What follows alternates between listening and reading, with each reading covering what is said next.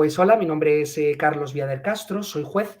Dentro de poquito ya ascenderé a magistrado. Aprobé la oposición en el año 2012, así que ya llevo 9 años dentro de la carrera judicial. Estudié Derecho ya de la Universidad Complutense de Madrid. Soy madrileño y actualmente me encuentro en comisión de servicios obviamente técnico del Tribunal Supremo. También soy preparador de oposiciones.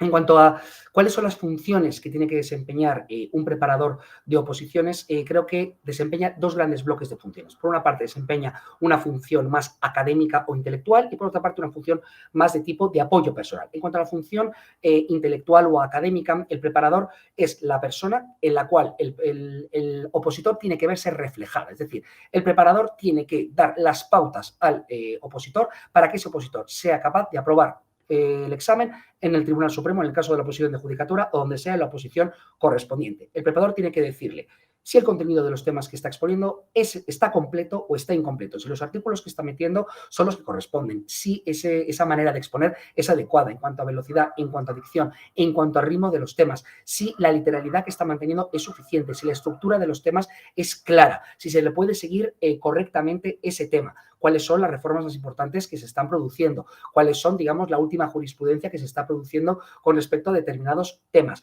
cuáles las deficiencias que ese alumno puede estar teniendo en cuanto a la exposición de los temas o bien en cuanto al contenido de los diferentes temas, orientar también en cuanto a la elaboración del esquema y, por otra parte, pues también orientar en cuanto a las convocatorias, cuándo van a ser los exámenes, las notas de corte, etcétera. Es decir, proporcionar al alumno toda la información que ese alumno tiene que conocer para poder aprobar esas oposiciones. Luego, el que estudia, evidentemente, es el alumno, pero el preparador tiene que estar ahí para proporcionarle información sobre esas oposiciones y, sobre todo, para tratar de encauzar la manera de estudiar y la manera de exponer los temas de tal manera que ese alumno tenga posibilidades reales de aprobar y para que ese alumno se tenga que concentrar exclusivamente en lo que es lo más importante, que es la memorización y el entendimiento de los temas. Entender primero, memorizar después. Y un segundo bloque, digamos, de funciones, que es una función de apoyo personal. Las oposiciones, como todos sabéis, es un camino muy duro que generalmente conlleva varios años. Judicatura, por ejemplo, el último año, creo que la media, según la estadística del Consejo General del Poder Judicial, fueron 4 años y 10 meses. De tal manera que, por muy rápido que la apruebes, un mínimo de a lo mejor 2 años vas a estar opositando. De tal manera que es una carrera de fondo y los opositores pasan por todo tipo de circunstancias personales. Habrá etapas a las que estén más motivados, etapas a las que estén menos motivados, de tal manera que el preparador tiene que estar ahí para dotar de apoyo a esos alumnos en un momento dado de bajón, cuando vean que no pueden más, y el preparador tiene que estar allí para decirles, insuflarles valor, insuflarles ganas y continuar con la oposición. O bien no.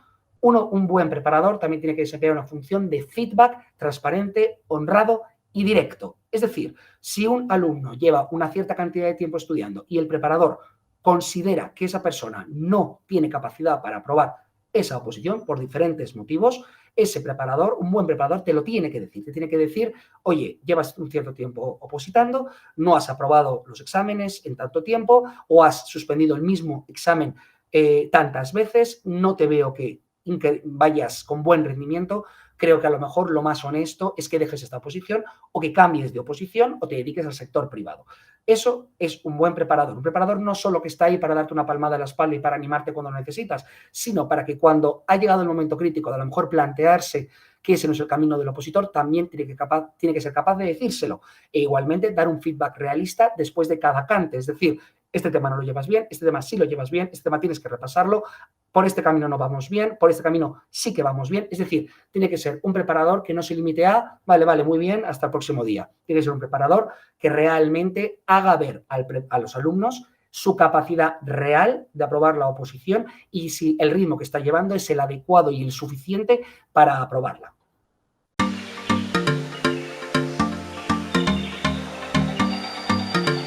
Creo que es importante contar con un opositor por lo que acabo de decir, porque cuando tú comienzas a estudiar una oposición no tienes conocimiento real o de primera mano de qué espera el tribunal de ti. Los preparadores suelen ser casi siempre personas que ya han pasado por esa oposición. Yo soy preparador de judicatura y soy juez. Aprobé la oposición hace 9 años y, por tanto, primero he vivido de primera mano qué espera el tribunal de un opositor de judicatura, qué espera un tribunal de judicatura de una persona para aprobar la oposición de juez o de fiscal. De tal manera que es importante en el sentido que un estudiante o bien una persona que posteriormente quiere empezar a preparar una oposición realmente no tiene ese conocimiento, no sabe exactamente qué es lo que se espera de él. De tal manera que el opositor, el preparador está ahí para eso, para orientarle, para encauzarle, para corregirle, para decirle, este tema está demasiado incompleto, está demasiado completo, tienes que acortar, tienes que alargar. Y luego, por otra parte, también para prestar ese apoyo personal y para dar ese feedback honesto. Es decir, muchas veces nosotros mismos no somos capaces de saber si realmente estamos preparados para continuar con una determinada oposición. El preparador nos va a decir, oye, creo que después del tiempo que llevas, no es bueno que continúes porque creo que tus posibilidades para aprobar esta oposición son bastante limitadas, o bien, por otra parte, cuando el opositor sienta un bajón, cuando el opositor crea que no puede continuar adelante, está muy bien y es fundamental que ahí el preparador le diga, creo que debes continuar con esta posición porque aunque tú crees ahora mismo que no puedes y porque estás de bajón, sin embargo, puedes continuar adelante, te veo con posibilidades, sigue intentándolo porque puedes aprobar.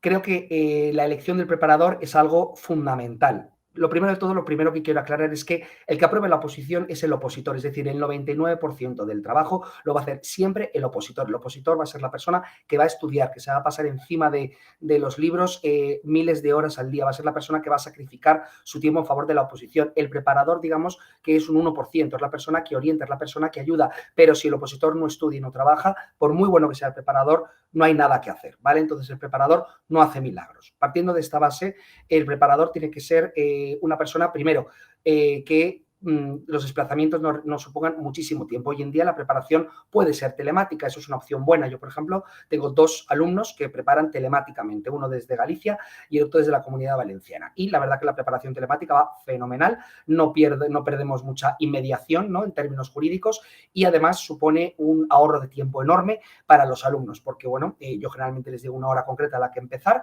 con lo cual más o menos con 10 minutos arriba, 10 minutos abajo, siempre empezamos a esa hora, se conectan, una vez acabamos, desconectamos. Con respecto de los que preparo en Madrid, que también preparo en Madrid, también les doy una hora y vienen a casa, pero no viven excesivamente lejos ninguno de los dos, lo que supone que el tiempo de desplazamiento no puede ser excesivamente largo. Por otra parte, tiene que tratarse de un preparador que, aunque suene a perogrullada, tiene que tratarse de un preparador que se tome en serio su trabajo, tiene que ser un preparador que no cancele clases constantemente, que cambie horarios de forma arbitraria, que no preste atención a las últimas reformas, que no sepa lo que se está moviendo en el mundo jurídico en ese momento. Es decir, no se puede tratar de un preparador que se limite a poner la mano para cobrar lo correspondiente. Tiene que ser un preparador que se comprometa con los alumnos. Y luego tiene que ser un preparador, bueno, que tenga conocimiento directo de cuál es la realidad de los exámenes. Es decir, que sepa cuándo va a ser la convocatoria, cuántas plazas van a salir, pues, digamos, los rumores que se están corriendo con respecto a una tendencia o de otra, sin alarmar tampoco a los opositores y sin tampoco transmitirles esperanzas falsas. Es decir, una persona, un profesional, creo que es fundamental que sea un juez o un fiscal, que se encuentre en el día de hoy, que se encuentre en ejercicio y que sepa pues de qué va el tema, sencillamente. Y luego, y ya por último, pues una persona dentro de lo posible con la que se tenga afinidad personal. En ese sentido, creo que este aspecto es importante, pero no es determinante. Es decir, creo que tener un preparador con el que te llevas bien, por supuesto, es importante, porque, oye, cuanto más afinidad personal tengas con ese preparador, pues más cómodas van a ser las clases, más cómodo se va a sentir el alumno, pero si tampoco te haces íntimo el preparador, tampoco me parece fundamental. Ten en cuenta que el preparador no vas a hacer amigos, o es la opinión que yo tengo, sino que vas sobre todo a aprobar una oposición. Es el objetivo primero al que vas a un preparador, es a aprobar una oposición, a que ese preparador te oriente, te encauce, te corrija, te dé un feedback honesto, claro, transparente, que no te engañe, que te diga las cosas como son, tanto si vas bien como si vas mal. Eso es lo fundamental. Que luego tienes una afinidad personal fantástica, pues a más a más. Pero si no, creo que los otros aspectos son mucho más determinantes.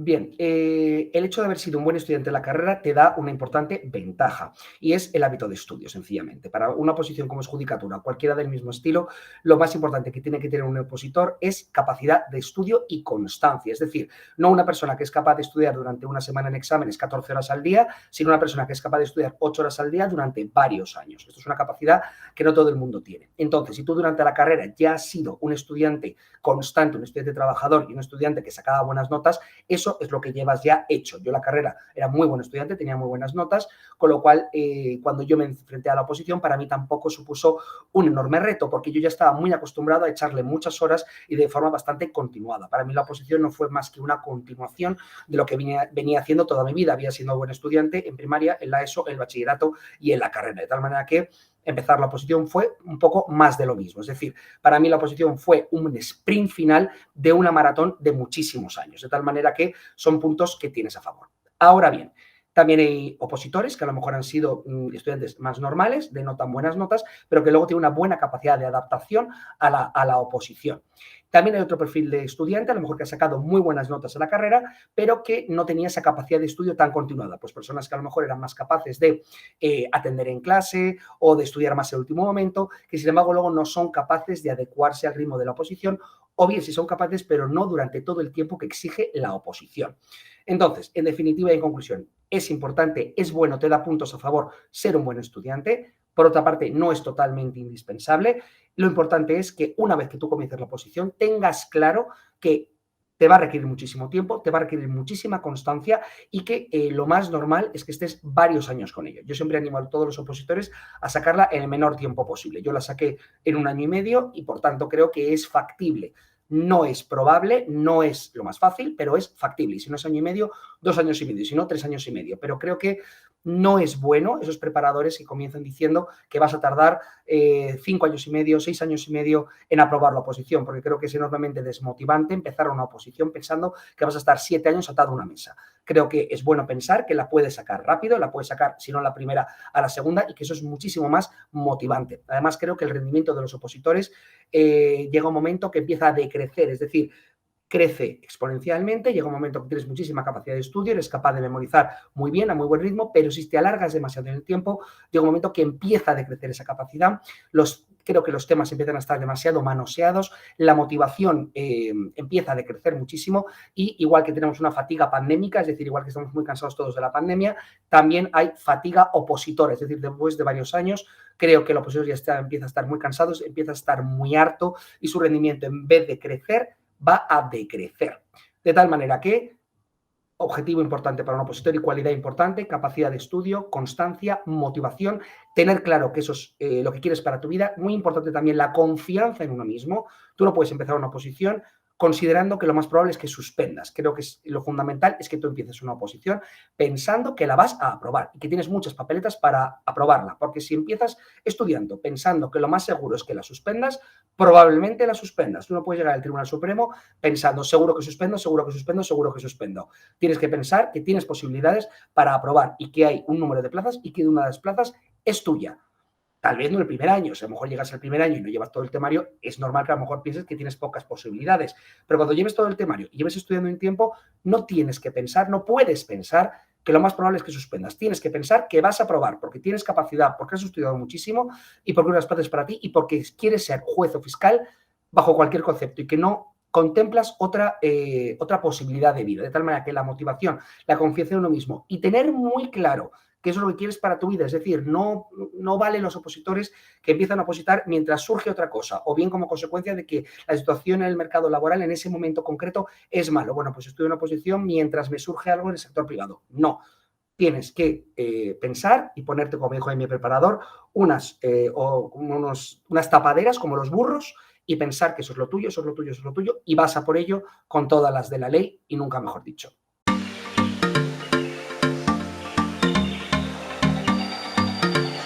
Bien, lo de preparar, en relación a preparar varias oposiciones simultáneamente, creo que depende mucho del tipo de oposición que estés preparando. Si estás preparando justicia, como puede ser gestión, tramitación, auxilio, sí me parece muy bueno que si te presentas a gestión, por supuesto, prepares tramitación y prepares auxilio todas simultáneamente, porque los temarios son muy parecidos y digamos que son como matrioscas, ¿no? Tramitación cubre auxilio y gestión cubre tramitación y auxilio. En ese sentido, creo que está bien y que, bueno, te puedes ir preparando las oposiciones simultáneamente e irte presentando.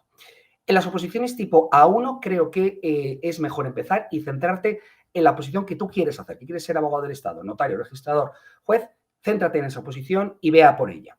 Sí que es cierto que si después de un tiempo tú ves que no eres capaz, o bueno, no eres capaz o has tenido cualquier tipo de circunstancia personal que te ha impedido sacar esa oposición, no está mal a lo mejor preparar otras oposiciones de a lo mejor categorías inferiores que cubran el temario. Es el caso, por ejemplo, de Inspección de Hacienda con técnico de Hacienda o en el caso de juez, el caso de letrado de la Administración de Justicia. Entonces, sencillamente, inicialmente y los primeros años creo que es bueno concentrarse en una única posición, pero cuando ves que no está siendo factible o que te estás alargando en exceso o por cualquier circunstancia necesitas ponerte a trabajar y necesitas dinero, no está de más centrarte en otro tipo de oposición cuyo temario sea similar y que lo cubra de una oposición de categoría inferior. Muchas veces ocurre que yo tengo una amiga que aprobó Judicatura y Letrado de Administración de Justicia simultáneamente y una amiga que aprobó Técnico de Hacienda e Inspección de Hacienda simultáneamente, porque cuando ya llevaban 4 o 5 años decidieron hacerlo así y al final aprobaron las dos y se quedaron evidentemente con la superior, pero también hay gente que empezó con Judicatura, luego pasó a LAG y finalmente se convirtieron en LAG, lo cual también es absolutamente provechoso y también es un éxito. Así que, bueno, depende un poco del caso concreto.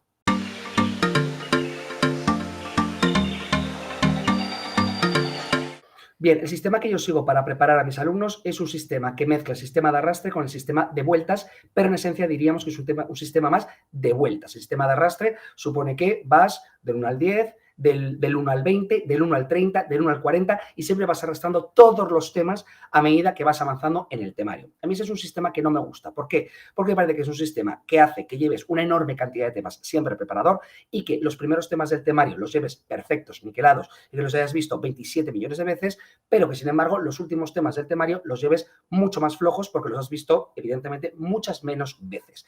Y recordemos que en el examen tienes la misma probabilidad que te caiga el tema número 1 de civil a que te caiga el número 91 de civil. Entonces, creo que hay que llevar el mismo número de vueltas con todos los temas. ¿Cuál es el sistema que llevo yo? Es un sistema de vueltas, pero que también tiene ciertos elementos de arrastre. Es decir, yo empiezo tema 1 a tema 20 de constitucional. Repasamos del 1 al 20.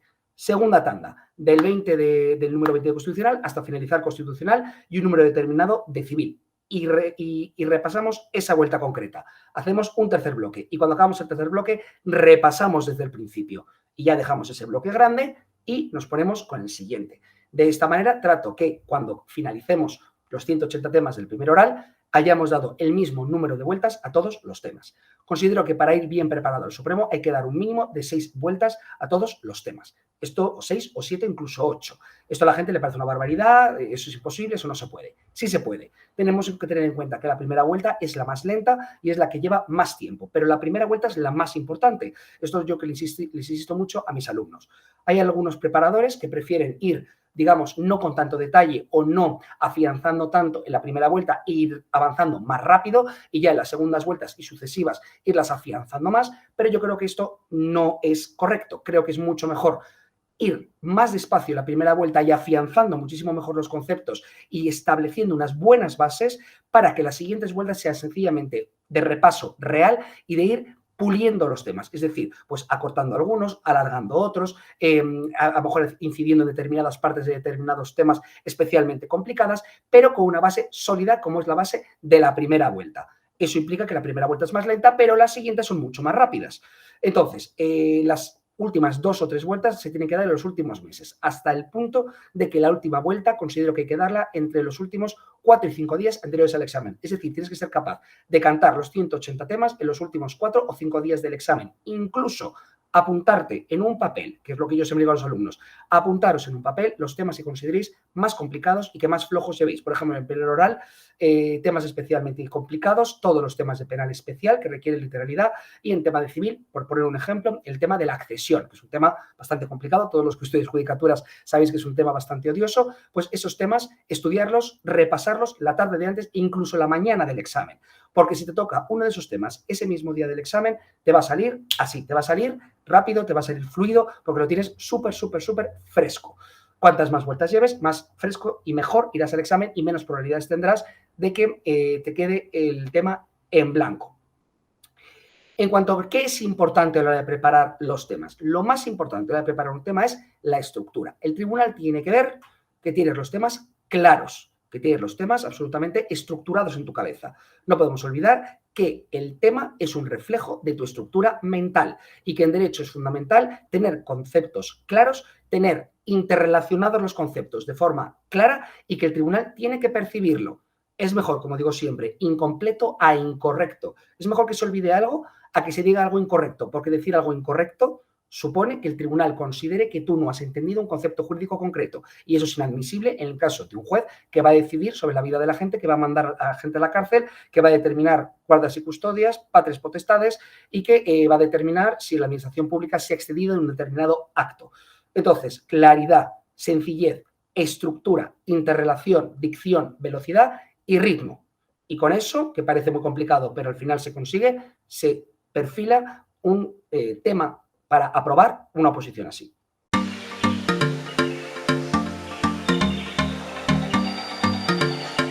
A la hora de la exposición oral es fundamental, y lo primero es entender el tema y haberlo memorizado bien. Mucha gente critica estas oposiciones porque parece que están basadas única y exclusivamente en la memoria. Efectivamente, la memoria tiene un desempeño en papel absolutamente fundamental, pero no es el único. La memoria no sirve de nada, o digamos, se queda muy incapacitada para desempeñar bien una oposición como esta, si no se pone también la cabeza y el entendimiento en juego. Un tema de estas oposiciones de 12 minutos lo vas a exponer realmente bien cuando entiendas el tema, es decir, cuando entiendas los conceptos jurídicos. Si estamos hablando del fideicomiso, tienes que entender bien lo que es un fideicomiso, cómo funciona el fideicomiso. Y cuando lo hayas entendido, primero, será mucho más difícil que lo olvides porque lo has entendido, y segundo, tú en tu exposición vas a ser muchísimo más claro. Vas a hacerlo de forma más rápida porque no te va a hacer falta pensar tanto lo que estás diciendo, y además lo vas a exponer con muchísima mayor naturalidad. En los exámenes de estas oposiciones hay que ir rápido, pero se te tienen que entender. Hay que combinar una buena velocidad para que todo lo que quieras decir puedas meterlo en los 12 minutos, pero por otra parte tienes que tener una buena dicción para que el tribunal entienda lo que estás diciendo. Y por otra parte es importante que transmitas una sensación de seguridad, es decir, que se note que tú estás entendiendo el tema, que estás cómodo con el tema, que no estás totalmente incómodo y que realmente estás viendo a ver cómo sales del atolladero. El tribunal tiene que ver en ti un futuro juez, y para que vea un futuro juez tienes que hacerlo con seguridad, tienes que transmitir comodidad. Y como siempre digo, no se trata de repetir como un papagayo o cantar como un autómata. Tienes que exponer el tema como si fuese una clase magistral. Tienes que usar el lenguaje verbal, tienes que mirar al frente, tienes, por supuesto, un esquema importantísimo que tienes que seguir, pero no puedes estar pegado al papel, tienes que mirar al tribunal, tienes que ir cambiando a quién vas mirando y tienes que ir haciéndoles ver que has entendido el tema, que lo has interiorizado, que te lo sabes y que eres capaz de interrelacionar diferentes conceptos jurídicos y de además exponerlos con la mayor fineza jurídica posible. En cuanto a la literalidad, en nuestra oposición lo que se exige es literalidad en penal especial. Los temas a partir del homicidio y sus formas se exige literalidad. Eso tiene un porqué, y es que ya sabemos que el derecho penal se rige por el principio de legalidad en su versión más extrema, y que todas aquellas conductas que no son subsumibles exactamente en los términos jurídicos previstos por los tipos penales son conductas atípicas, porque en el Código Penal, ya sabemos, y en todas las normas penales, la analogía está prohibida. Por ello, se exige esa literalidad, porque las palabras sinónimas en el Código Penal no sirven. Si dice exportar, es exportar y no otra palabra diferente.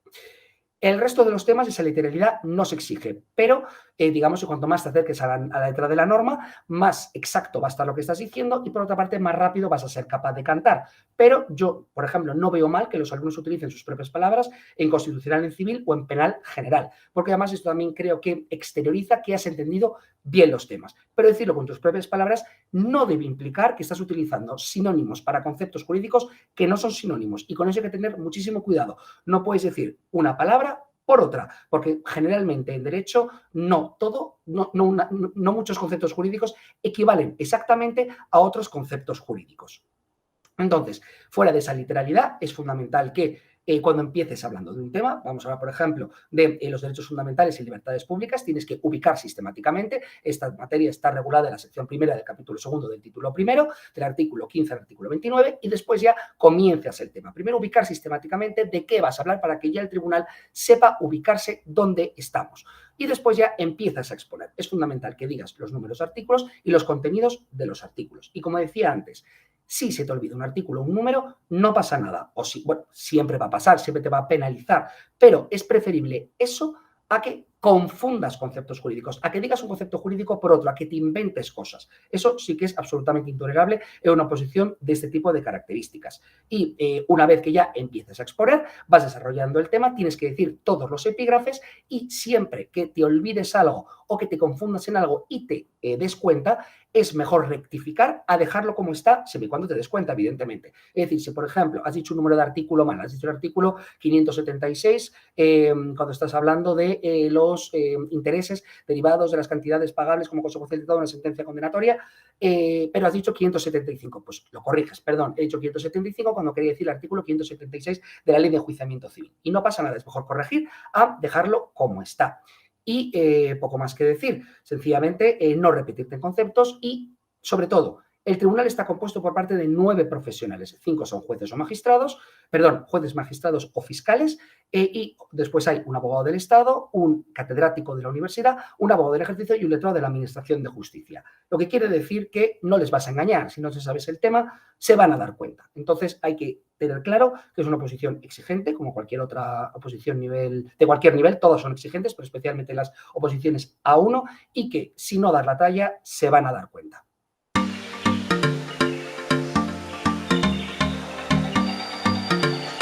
Yo creo que la motivación es fundamental, creo que es lo más importante. Yo creo que una persona no va a aprobar nunca una oposición si no está absolutamente motivada a aprobarla. Lo que decía antes, hay que unir la motivación con la confianza en uno mismo.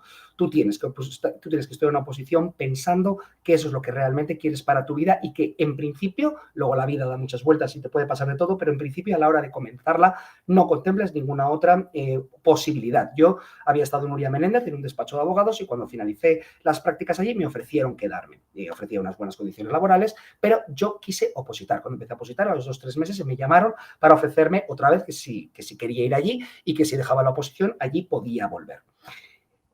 Pero yo no planteé en ningún momento dejar la oposición, a pesar de que estaba encadenado en un cuarto, no ganaba un duro, estaba todo el día metido en casa, mientras en Uría pues iba a tener un buen sueldo, iba a trabajar con gente que tenía una formación estupenda y tenía posibilidades pues, bueno, de crecer en el despacho, etcétera, con unas expectativas ciertas y reales. Sin embargo, yo preferí una incertidumbre, como es la incertidumbre de las oposiciones. ¿Pero por qué? Por 2 motivos. Primero, porque yo confiaba muchísimo en mí mismo, siempre había sacado muy buenas notas y por tanto no tenía por qué pensar que la oposición iba a ser diferente, siempre había sido un buen estudiante y estaba muy motivado a sacarlas, de tal manera que pensé, si he sido capaz de sacar derecho ya con muy buenas notas, ¿qué va a pasar ahora? ¿Qué va a ser diferente como para que no pueda sacar esta oposición? Y segundo, estaba muy motivado. Yo quería ser juez, lo tenía clarísimo. De todas las oposiciones que había, a mí era la que más me gustaba con muchísima diferencia, y eso que en mi familia no hay ningún juez, no hay ningún magistrado, y sin embargo, yo, bueno, me parecía que era un trabajo que jurídicamente era extremadamente interesante,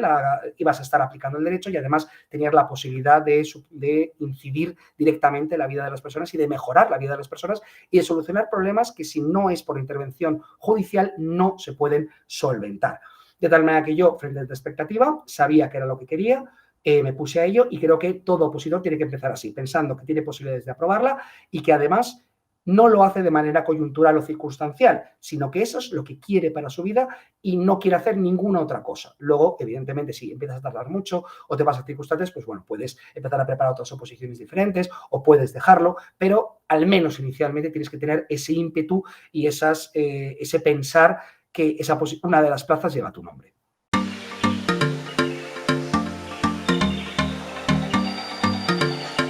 Para dominar el temario, para ver en cuándo estás en condiciones de aprobar, depende mucho del propio opositor y del ritmo de estudio que lleve. Yo siempre les digo, cuanto más estudies, más rápido iremos y más capacitado estarás para presentarte lo antes posible a las oposiciones. Esto con una matización. Es fundamental no cansarse y no agotarse al inicio de la oposición. Hace poco se viralizaron unos vídeos en Twitter de unas chicas que decían que estudiaban 14 horas al día, 15 horas al día. A mí eso me parece que las 14 horas al día son factibles, pero muy al final de la oposición. Es decir, cuando tienes los exámenes muy encima y tienes que darlo todo y tienes que estudiar a destajo para tratar de, bueno, pues dar los últimos retoques y tratar de ir al examen de la mejor manera posible. Pero si empiezas estudiando 14 horas al día desde el primer día, vas a agotarte y lo vas a querer dejar. Entonces, yo siempre digo que no es el número de horas, es la calidad de las horas. Hay gente que se pasa en una biblioteca 10 horas sentado en una silla, pero ha estudiado 2 horas. Y gente que estudia 6 horas y ha estudiado 6 horas. Entonces, es mucho más productiva la persona que ha estado 6 horas de verdad estudiando que el que ha estado 10 horas en la biblioteca y se ha estado paseando, ha estado saliendo a fumar, ha estado saliendo a tomar café, etcétera. Entonces, el ritmo lo va a marcar siempre el opositor, tanto sus circunstancias personales, si se dedica exclusivamente a la oposición o si bien está trabajando o tiene familia, y luego, por otra parte, por la cantidad de horas que le eche. Yo, como decía antes, la posición de judicatura es una posición, pues como todas las A1, que de media requieren entre 4 y 5 años de media, pero esa media se hace con gente que la aprueba mucho más tarde y gente que la aprueba mucho antes. Es verdad que las notas de test en los últimos años han crecido muchísimo, entre otras cosas por culpa de Oposita Test, que hace que la gente vaya mucho mejor preparada a los exámenes y por tanto la nota de corte ha subido mucho, pero bueno, yo estuve 6 meses y saqué un 66 en el test, en 6 meses. Aprobé en aquel momento, no hubiese aprobado ahora, porque ahora se suele pedir más en torno a 70 o incluso más. También depende muchísimo del número de plazas. Cuantas menos plazas, mayor nota de corte. Cuantas más plazas, menor es la nota de corte. En mi año también había muchísimas plazas. Con lo cual, pues bueno, yo en ese momento pues tuve esa oportunidad.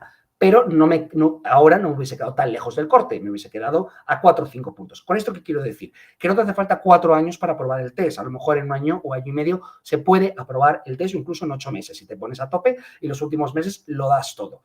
Depende, lo que digo, muchísimo del propio estudiante. Ahora, lo que decía antes, yo siempre les voy a motivar y a incentivarles para que lo saquen lo más rápidamente posible.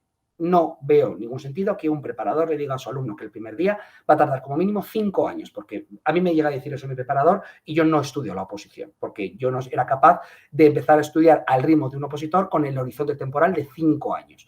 Pero yo creo que 2 años y medio es un tiempo razonable, que es factible, 3 años y medio también, pero 2 años y medio es factible. En mi promoción había mucha gente que la había sacado en 2 años y medio, no 1 ni 2, sino a lo mejor 20 o 30 personas, y habían acabado aprobándola a lo mejor con 26 años. Con lo cual, ese sí que creo que es un tiempo razonable. Ahora, para eso hay que estudiar, no hay que estudiar hasta matarse desde el primer día, pero sí que hay que tomárselo en serio desde el primer día, que eso yo veo muchos opositores que no lo hacen, que como saben que son muchos años, empiezan muy flojos, se cogen puentes, se cogen vacaciones de un mes, hoy no estudio que estoy muy cansado, hoy es que tengo resaca, así no se va a sacar la oposición. Se puede tener vida social, se puede salir con los amigos, pero siempre teniendo en cuenta que estás opositando y que lo que siempre digo a los alumnos, cuanto más estudies, más rápido te lo sacarás, menos estarás viviendo esta vida de mierda que es la vida del opositor. Cuanto más relajadamente te lo tomes, más tiempo estarás. Tú verás qué es lo que te compensa.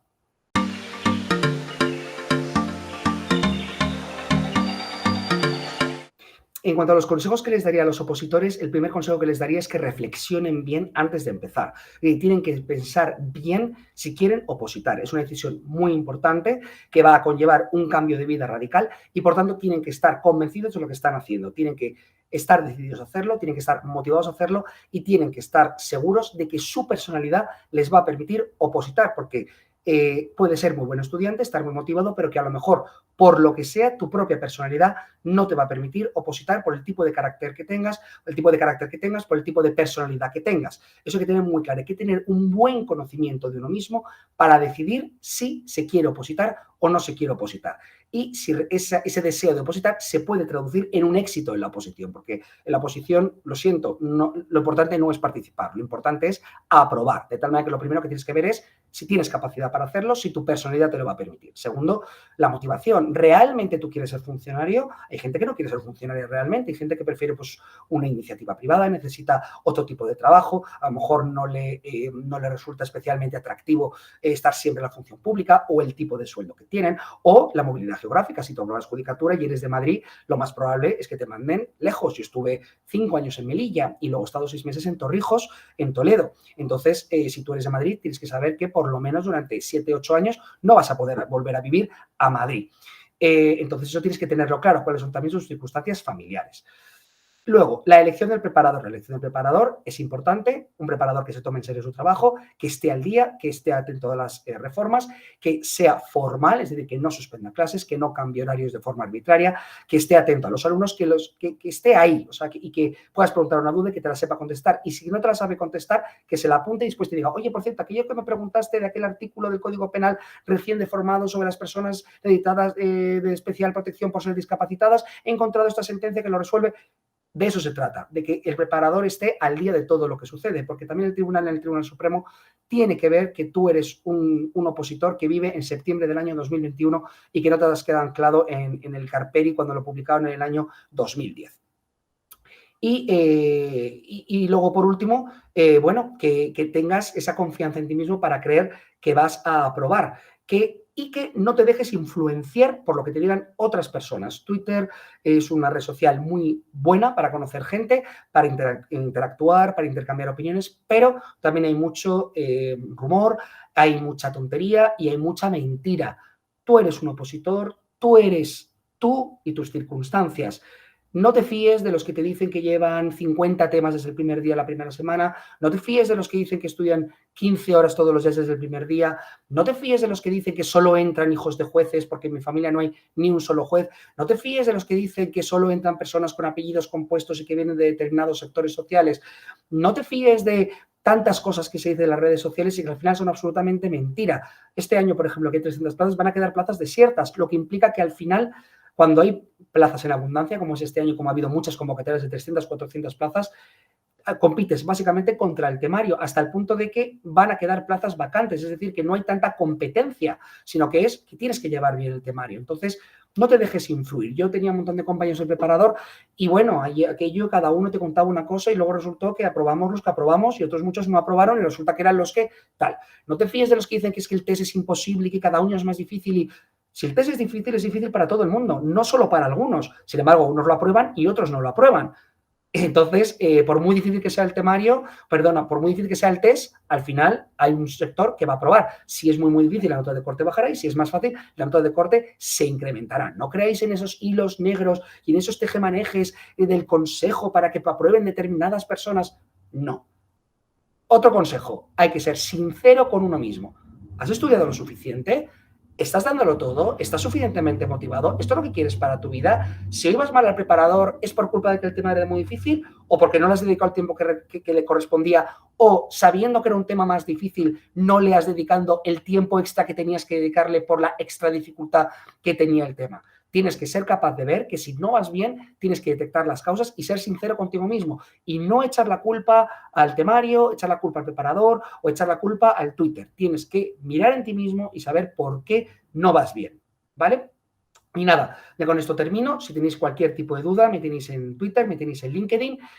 Podéis preguntarme por mensaje directo cualquier tipo de duda que tengáis con respecto a la preparación de las oposiciones. Os puedo recomendar preparadores. Yo mismo preparo. O sea que cualquier cosa estoy a vuestra disposición.